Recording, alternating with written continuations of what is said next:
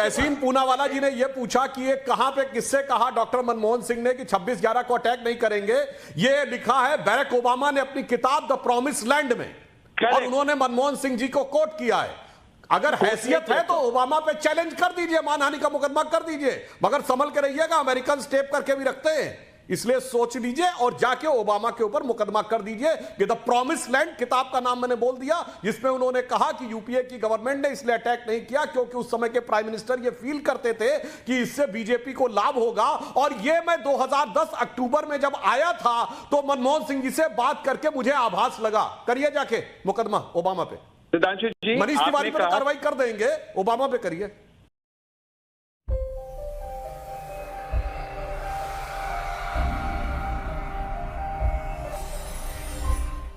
सुधांशु त्रिवेदी जी कहते हैं उत्तराखंड की पावन धरती पर सैनिकों को अगर सलाम किया जाए तो क्या बुरा है, तो दिल्ली में गाली दो और उत्तराखंड की पावन धरती पर सैल्यूट मारो। क्या कांग्रेस का ये दोहरा मापदंड आज एक्सपोज नहीं हो गया? सुधांशु जी, अजय वर्मा जी, सुधांशु जी के पास जाऊंगी। ये रैली नहीं है ना उत्तराखंड की, डिबेट है।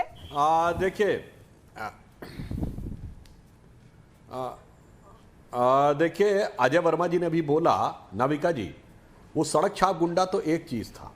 गुलाम नबी आजाद साहब, नेता प्रतिपक्ष कांग्रेस के, राज्यसभा में बोले इंडियन आर्मी सिविलियंस से ज्यादा कश्मीर में सिविलियंस को ज्यादा मारती है। अरे मारती शब्द बोला, ये भी नहीं कहा कि उनकी मृत्यु हो जाती है किसी इनकाउंटर या उसमें। और इतना ही नहीं, सर्जिकल स्ट्राइक हो तो सवाल, बालाकोट हो तो सवाल।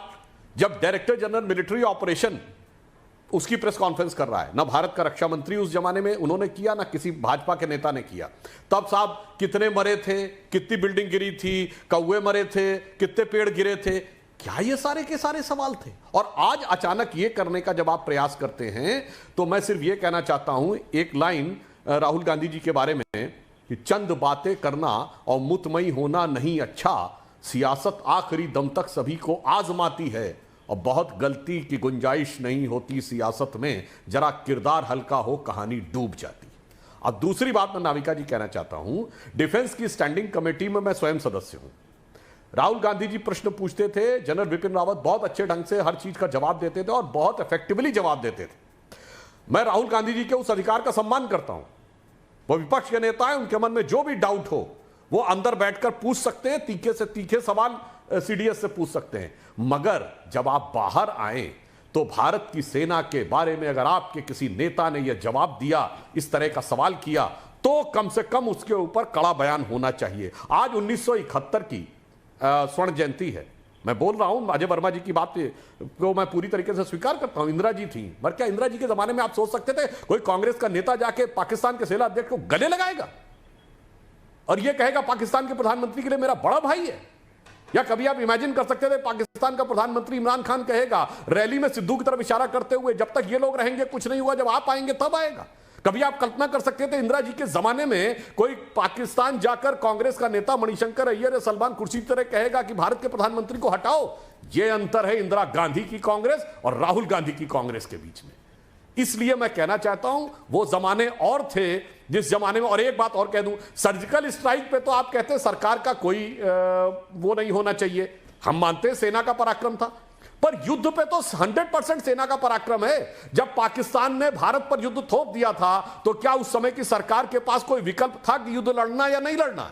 अब तो लड़ना ही लड़ना था ना, तो जो कुछ किया वो सेना ने किया। मगर आज तक मैंने कभी किसी कांग्रेस के नेता के मुंह से नहीं सुना कि ढाका में पैराट्रूपर्स उतारने वाले जनरल जे जैकब, उस समय के chief of the eastern command जिन्होंने उस पर साइन करवाए जनरल जगजीत सिंह अरोड़ा, या उस जमाने के सेना अध्यक्ष जनरल सैम मानेकशॉ, इनको क्रेडिट था। हम बचपन से आज तक सुनते हैं इंदिरा जी ने पाकिस्तान तोड़ा, इंदिरा जी ने पाकिस्तान तोड़ा, इंदिरा जी ने पाकिस्तान तोड़ा।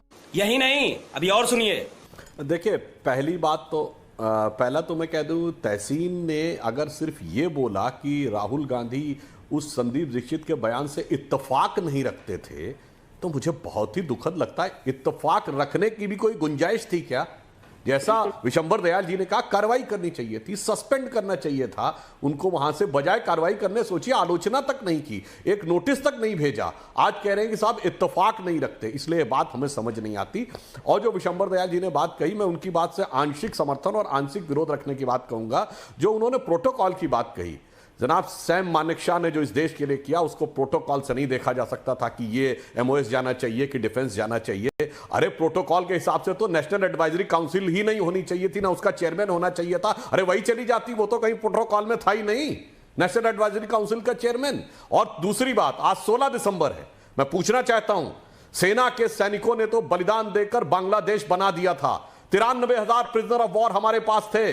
भारत को क्या मिला? ईस्ट पाकिस्तान को बांग्लादेश मिला।